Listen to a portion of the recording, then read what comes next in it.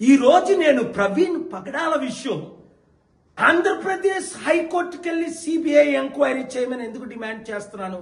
నా దగ్గర ఉన్న రుజువులన్నీ కొన్ని రివీల్ చేస్తున్నాను, కొన్ని చేయట్లేదు. ఇది హత్య అని ప్రశ్నిస్తున్నాను. అయితే కొంతమంది హిందూ ఫెనాటిక్స్ అరే ప్రవీణ్ పగడాల సీతను ఉద్దేశించి మాట్లాడిన విధానాన్ని ఎందుకు ఒక డాక్టర్ కేఏ పాల్ ఈ విషయం ఆయన కొరకు ఫైట్ చేస్తున్నారు అని నేను అందరితో, అవినీతి పరులు అందరితో అన్ని విధాలా ఫైట్ చేశానని మీరు గూగుల్ చేసి చూడండి.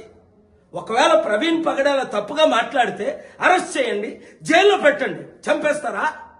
1981లో నేను నర్సీపట్నం కాలేజ్ వైస్ ప్రెసిడెంట్ ఉన్నప్పుడు అక్కడ సిఐ వలి ఒక ముస్లిం అనేక దారుణాలు చేస్తుంటే ఆయన మీద కేసు పెట్టి మినిస్టర్ బాటం శ్రీరామూర్తిని పిలిపించి ఇందిరాగాంధీకి లెటర్ వేసి ఆయన్ని నేను సస్పెండ్ చేయించాను. అంతటితో ఆగానా? ఒరిస్సాలో అన్యాయం జరుగుతుంటే అక్కడ ఎన్నో ఫైట్లు ఇచ్చాను. అంతటితో ఆగానా?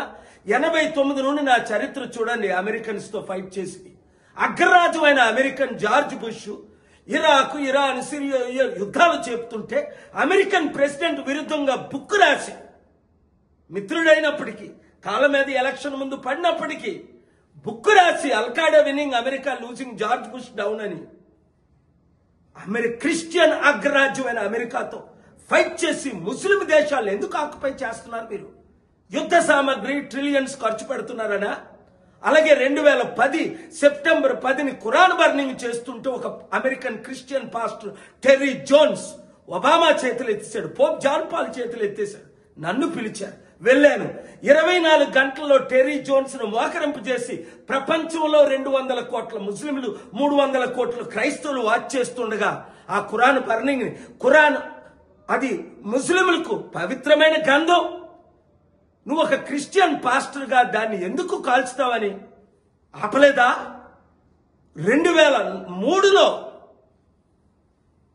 చార్ల్స్ టైలర్ చిన్నపిల్లలకి గన్నలు ఇచ్చి యుద్ధాలు చేస్తుంటే ఆ యుద్ధం ఆపి చార్ల్స్ టైలర్ అనే ప్రెసిడెంట్ ని లైబీరియా నుంచి నైజీరియా తీసుకెళ్లేదా? 2004లో గీ ఫిలిప్ హెయిటీ 10,000 మందిని చంపిస్తే నా 747లో వెళ్ళి అక్కడ ఎయిడ్ ఇస్తుండగా ఆయన వచ్చి, సార్ నేను మీ ఫాలోవర్ అన్నాడు. నిజంగా నువ్వు నా ఫాలోవర్ అయితే యుద్ధం ఆపు, చంపడం ఆపు, వెపన్లు అంటే 200 దేశాల మీడియా లైవ్ ఇస్తుండగా AP, Reuters, CNN, BBC, ABC, MBC, Times of India ఇక్కడ ఆయన యుద్ధం ఆపిలేదా? మోకరించలేదా? 3 రోజులు నాతో ఉండలేదా? Libya Gaddafi, Charles Taylor, Guy Philippe, చివరికి జార్జ్ బుష్ మీద సుప్రీంకోర్టు అమెరికాలో కేసు వేసి ఆయన తల దింపనివ్వలేదా? అంతవరకు ఇక్కడ ఇప్పుడు ఇండియాలో ఏం చేస్తున్నారు? అన్యాయం జరుగుతుంటే సోనియా గాంధీ మీద 2007లో కేసు వేయలేదా? ఈ రాష్ట్రాన్ని, ఈ దేశాన్ని సర్వనాశనం చేస్తుందని వైఎస్ రాజశేఖర రెడ్డి మీద కేసు వేయలేదా? 1999లో గ్రహం స్ట్రెయిన్స్ అనే ఆస్ట్రేలియన్ మిషనరీ 2 కొడుకుల్ని దగ్గమని కాల్చిస్తుంటే దారాసింగ్ ని వాడిని అరెస్ట్ చేయించలేదా? కలెక్టర్ని సస్పెండ్ చేయలేదా? ఇప్పుడు 2020లో కమ్మరాజ్యంలో కడప రెడ్లని 2 వర్గాల మీద చిచ్చు పెడుతుంటే ఒక యాక్టర్ దాని కొరకు కోర్టు కేసుకెళ్ళి ఆ సినిమాని రిలీజ్ చేయకుండా ఎడిట్లు చేయించలేదా? రైతులకు అన్యాయం జరుగుతుందని కోట్ల మంది రైతులు అమర నిరాహార దీక్ష చేస్తుంటే మోదీ గవర్నమెంట్ పట్టించుకోకపోతే రాకేష్ టికెట్ లీడర్స్ అందరూ నన్ను కలిసినప్పుడు నేను కూడా దీక్ష ప్రకటించి 2021లో 22లో రైతుల మినిస్టర్ నా హోటల్కి రాలేదా? వారిని కలవలేదా? వెంటనే పార్లమెంట్లో ఆ 3 బిల్లులు విత్డ్రా చేయించలేదా?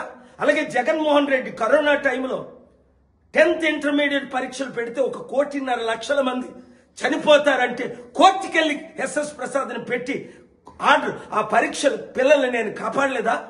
2022లో ఇదే కేసీఆర్ కామారెడ్డి రైతులు 1000 కోట్ల విలువైన భూములు దోచుకుంటుంటే తెలంగాణ హైకోర్టుకెళ్ళి న్యాయం చేయలేదా? ఆ భూములు కాపాడలేదా? 2023లో ఇంకా అన్యాయాలు జరుగుతుంటే అనేక కేసులు వేయలేదా? 2024 ఈ గత సంవత్సరం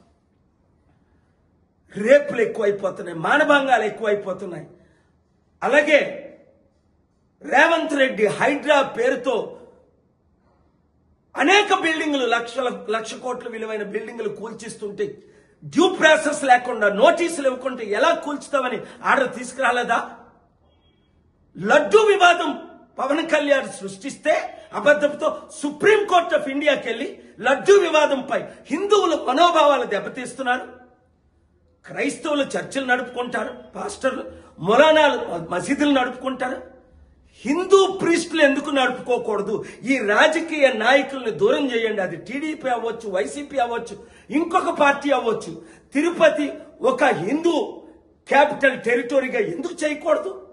గొడవలు ఎందుకు ఆపకూడదు? హిందువులు క్రిస్టియన్ల మధ్య, హిందువులు ముస్లింల మధ్య ఎందుకు గొడవ పెడతారు? రెచ్చిపోతున్నారంటే పవన్ కళ్యాణ్ మీద కేసు ఇస్తే ఈ రోజుకైనా పంజాగట్టు వాళ్ళు ఎఫ్ఐఆర్ చేశారు 6 నెలలు అయినప్పటికీ. వాళ్ళకైతే ఎప్పుడైనా ఎవరికైనా క్రైస్తవులు ముస్లిం దేశాలను ఆక్యుపై చేస్తుంటే, ఒక క్రైస్తవ పాస్టర్ ఖురాన్ బర్నింగ్ ని చేస్తుంటే అమెరికాలో ఏ విధంగా ఆపాను, ఇప్పుడు ప్రవీణ్ పగడాల ఘోరంగా చంపేశారు అని నేను ఫైట్ చేస్తుంటే, హిందువుల క్రిస్టియన్స్ మధ్య చిచ్చు పెట్టడానికి ఒక ఛానల్ వాడు, ఒక యూజ్లెస్ ఫెలో మనల్ని దూరం చేస్తున్నాడు. అది హిందువుల కొరకైనా, ముస్లింల కొరకైనా, క్రైస్తవుల కొరకైనా, నాస్తికుల కొరకైనా. అందుకే గద్దరన్న ప్రజాశాంతి పార్టీలో చేరాడు. మీ కొరకు నేనున్నాను. రైతుల కొరకు, నిరుద్యోగుల కొరకు, ఉద్యోగుల కొరకు, మహిళల కొరకు, చిల్డ్రన్ కొరకు నేను ఉన్నాను. వీళ్ళెవరు మీకు న్యాయం చేయరు. కోర్టులో పోరాడదాం, దేవుని దగ్గర పోరాడదాం, ప్రజలందరం కలిసి పోరాడదాం, శాంతియుతమైన ధర్నాలు చేద్దాం. ఆపేదే లేదు, తగ్గేదే లేదు. 7569441275 మెసేజ్లు పెట్టండి, గ్రూపులు తయారు చేయండి. పాలన రావాలి, పాలన మారాలి. ఈ కుల కుటుంబ